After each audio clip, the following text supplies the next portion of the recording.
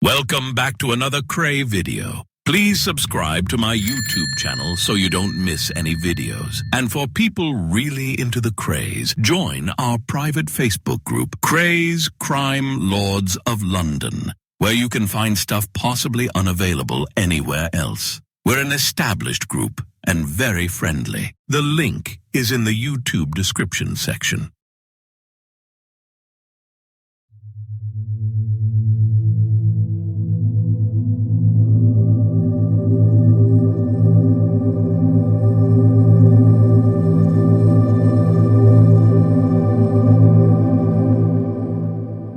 Hello, my name is Norman Lucas. I am a British crime journalist and author, known for my work covering high-profile criminal cases and gangland figures. I worked as a crime correspondent for the Sunday Mirror newspaper and wrote several books on true crime subjects. As a crime reporter for the Sunday Mirror, I covered significant crime stories in Britain.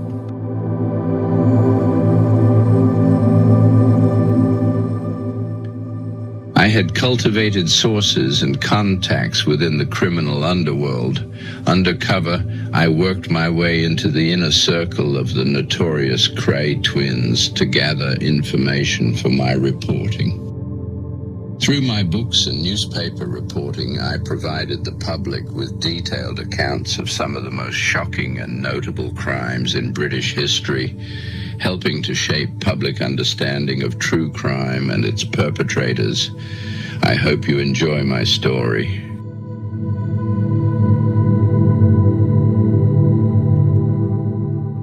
Mr. Justice Lawton looked down upon the well of the famous number 1 court at the Old Bailey on January 8, 1967, adjusted his wig and peered over the top of his spectacles at Mr. Gerald MacArthur, Assistant Chief Constable and head of number 5 Regional Crime Squad headquarters at Welwyn Garden City, Hertfordshire.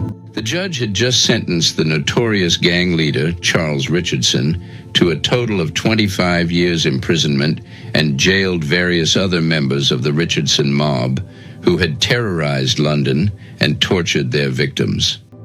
Standing before Mr. Justice Lawton were Mr. MacArthur and other officers who had successfully smashed the Richardson crime empire.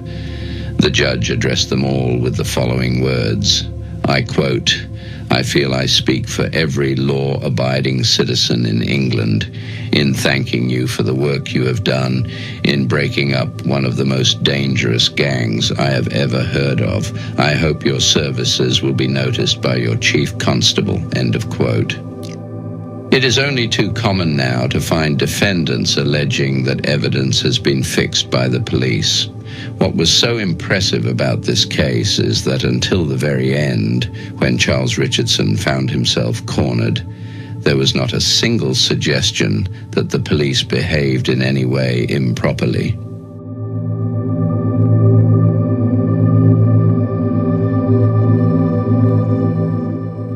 Two years later, on March 5th, 1969, Mr. Justice Melford Stevenson also looked down from the bench in the Old Bailey after sentencing mobsters of the Kray firm to a total of 159 years imprisonment.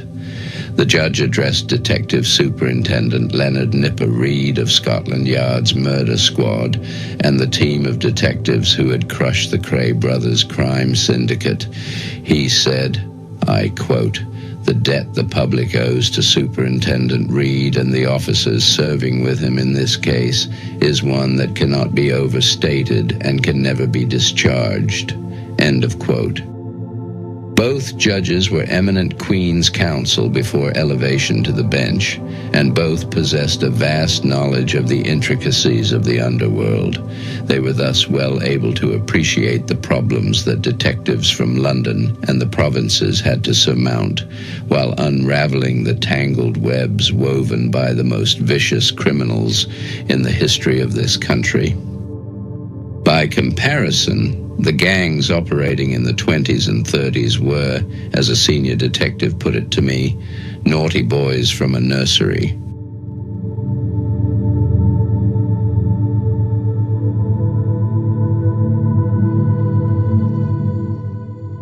Teams of gangbusters were headed by Scotland Yard's Assistant Commissioner Peter Brodie, Commander, now Deputy Assistant Commissioner John DeRose, Mr. MacArthur, Detective Superintendents, now Chief Superintendents, Reed, Donald Adams, Harry Mooney, and Detective Superintendent, now retired, Victor Evans. Because of the superb work of these officers and those who served with them during the two investigations, it is unlikely that it will ever be necessary again to mount another police operation of the magnitude of these two. Criminals with inflated ideas of power now know that no criminal is untouchable. Slanderous allegations that policemen can be bought by big-time crime operators in this country could never have been disproven more conclusively than they have been during this sensational period in the battle between the law and the lawless.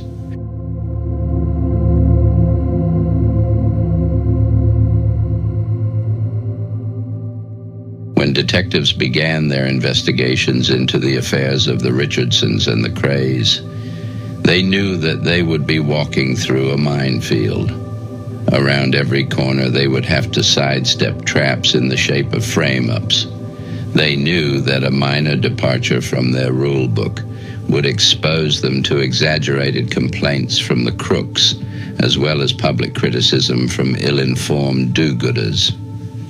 Every officer who trod the tightrope emerged with honor. It is right that all those who contributed to the convictions of so many evil men should be recognized. Yes, it is. All officers engaged in the two cases displayed a fantastic devotion to duty, often at the expense of their wives and families. During the prolonged investigations, a number of detectives suffered bereavements. Others had to push the worries of family illnesses into the background of their minds. Working 12, 14, and 16 hours a day, as they were forced to do by the demands of their inquiries, many were away from their homes during such family occasions as the birth of a baby, school functions, and during critical periods of their children's education, when a father's presence might have been extremely advantageous to a son or daughter.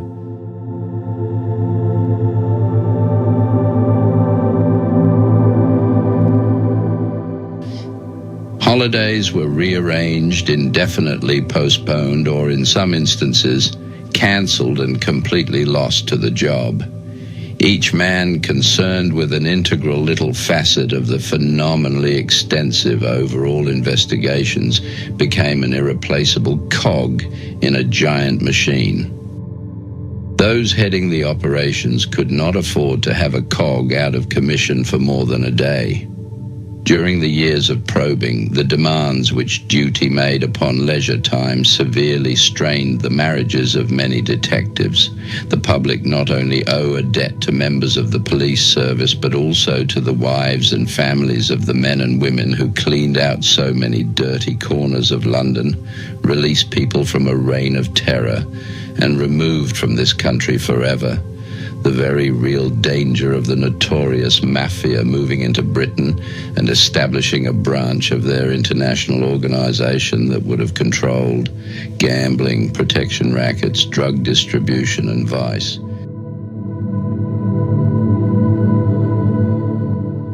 Outside of those officers already mentioned, we, the public, owe our thanks to Detective Chief Inspectors Ronald Coles, Ronald, now Detective Chief, Superintendent, Ashby, Harold Robertson, Frank Holt, Detective Inspectors Frank Carter, Michael Richards, Gwyn Waters, Victor Wells, Clifford Turvey, John Hickman, Kenneth Brett, Detective Sergeants Patrick Gibbons, Algernon Hemingway, Trevor Lloyd Hughes, William Waite, Maurice Wenham, Peter Borman, Basil Hadrill, Alan Wright, David Eager, Derek, Bob, Martin, Philip Corbett, Elwyn Lewis, Dennis Hall, John Kinder, John Price, E.I. Watson, John Elsden, Michael Dan, Kenneth Worker, Harold Clement, Alan Goodman, Thomas Thorbom, Ronald Deacon, James Valentine, George Ness, Bert Trevette,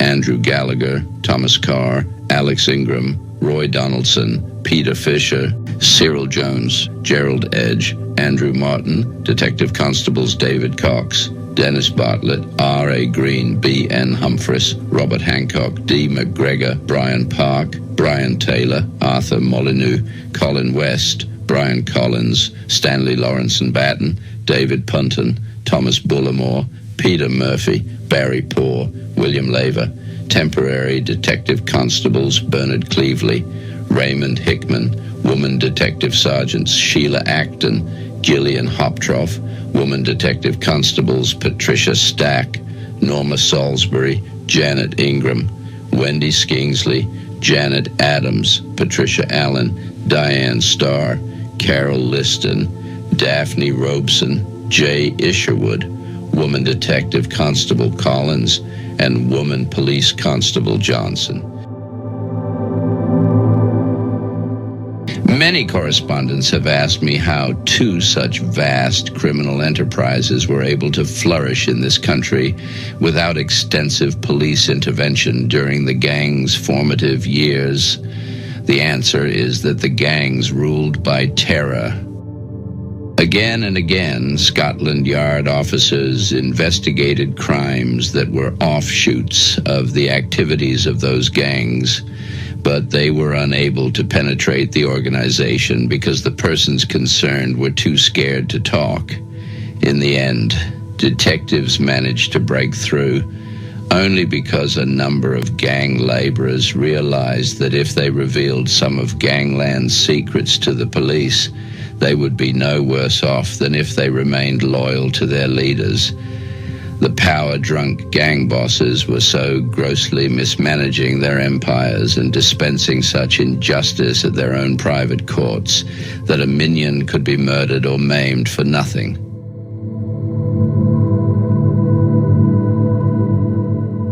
Small-time villains faced two-way threats from the police and from their own kind. It is significant that it was only after the gang leaders and their henchmen had been arrested and the police were able to give solid assurances to informants that the evidence against the gangsters was so strong that convictions were guaranteed, that investigations in both cases progressed to a point where the Director of Public Prosecutions, Sir Norman Skellhorn, was able to advise senior detectives that both gangs could be charged with more serious offenses. It is perhaps more significant that even after these charges had been made in the case of the Krays, and the brothers stood accused of 2 murders, still only 4 people had sufficient courage to admit they regularly paid protection money to the dreaded firm. To this day, 18 more terrified owners of various businesses refuse to talk to the police about the thousands of pounds they have paid to the Krays hatchet men. It may be several years before such people feel sufficiently secure to report to the police if ever they are approached by other hoodlums demanding protection money. The police earnestly hope they have proved that crime does not pay, and I am certainly confident that any other gang seeking to dominate the underworld will be ruthlessly and efficiently put out of business before it has a chance to spread its tentacles. Lewes, the county town of Sussex, stands on the River Ouse, 50 miles from London and 7 miles from Brighton. The keep and gateway of its Norman castle remain. Located where the Ouse cuts its way through the South Downs, Lewes existed in Anglo-Saxon days and was a borough at the time of the Domesday Book. Its castle was once the residence of the Earls of Arundel, and the town itself was the early center of the wool trade. In March 1961, I sat on an oak bench in the court at Lewes Assizes, presided over by Mr. Justice Stable, listening to the case that had been headlined as the Worthing Bank murder trial.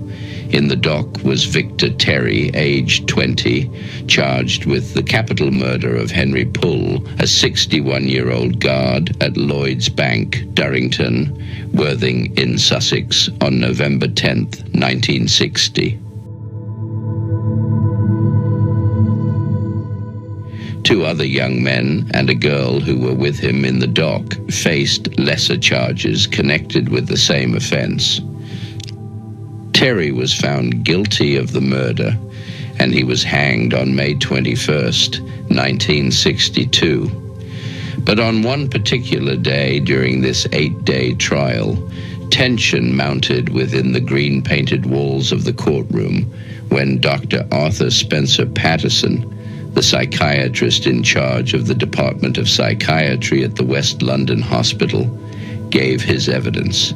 He had been called by Mr., now Judge, King Hamilton, QC, and his junior, Mr. John Bolland, for the defense. Dr. Patterson told the court how Terry, at the age of 13, had a premonition that he would die by hanging. He had told the doctor, "I thought I was born to destroy, and that I would end the same way." The doctor described the dream world in which Terry lived.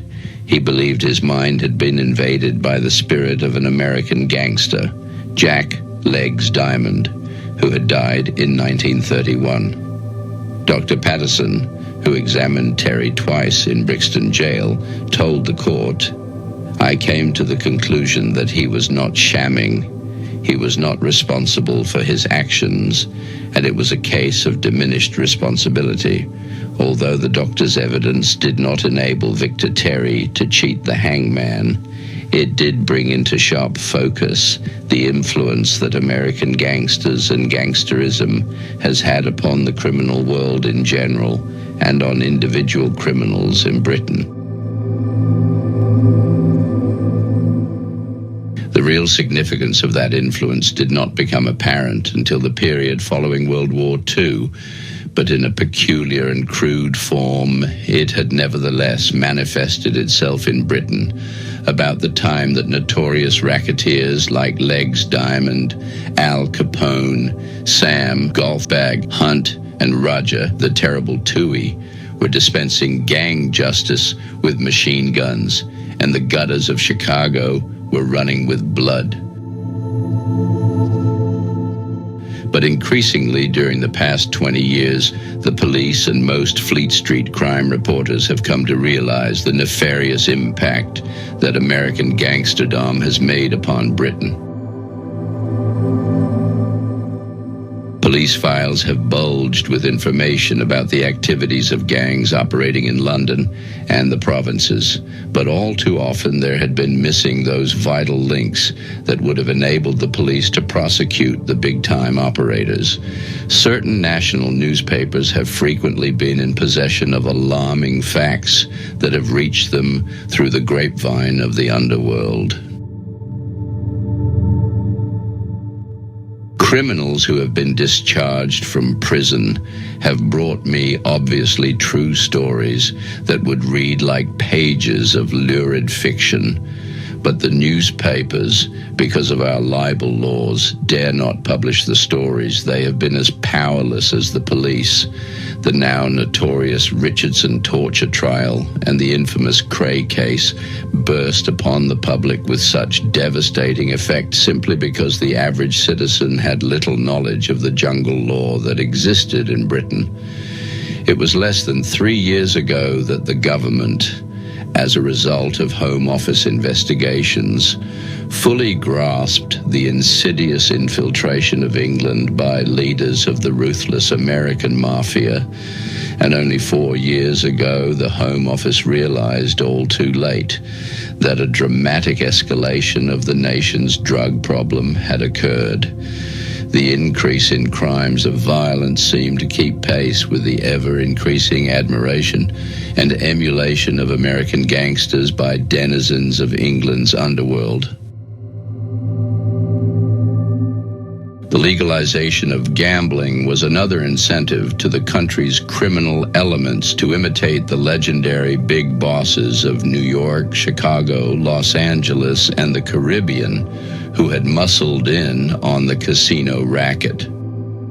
Typical of the vogue to identify with America's notorious hoodlums was the case of Victor Terry. He patterned himself on an infamous character and took murder in his stride. The sensational revelations in the Richardson torture trial case, and later the disclosures in the hearings in the Kray trial, convinced the British public that the gang system, based on American practice, had taken a firm hold in this country.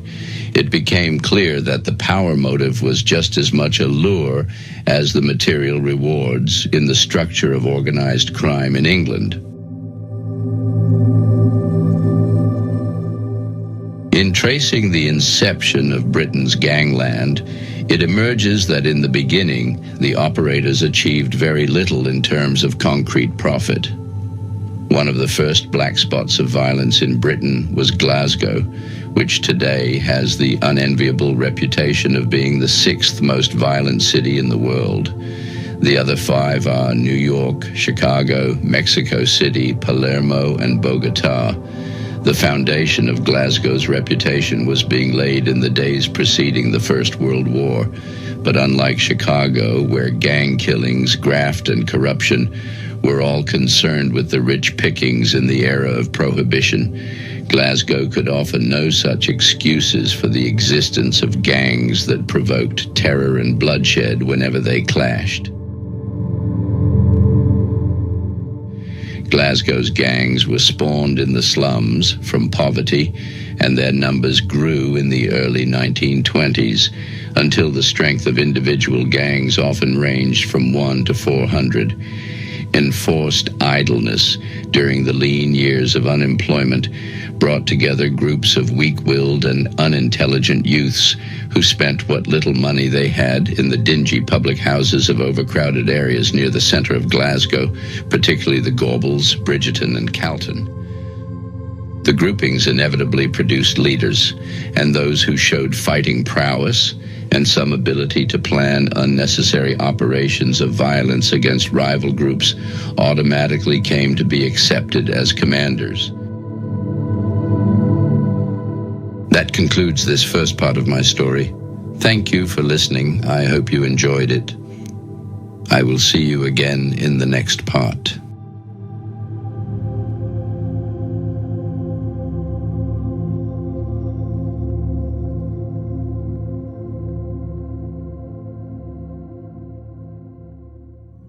Thank you for watching. If you enjoyed the video, please join our Facebook group. It's called Krays Crime Lords of London. We're a friendly moderated group with over 1,000 Kray and other celebrated gangster videos available for view. There's also thousands of images in the photos sections. The link for the group is in the YouTube description section. I hope we see you there soon. Leave a like and subscribe.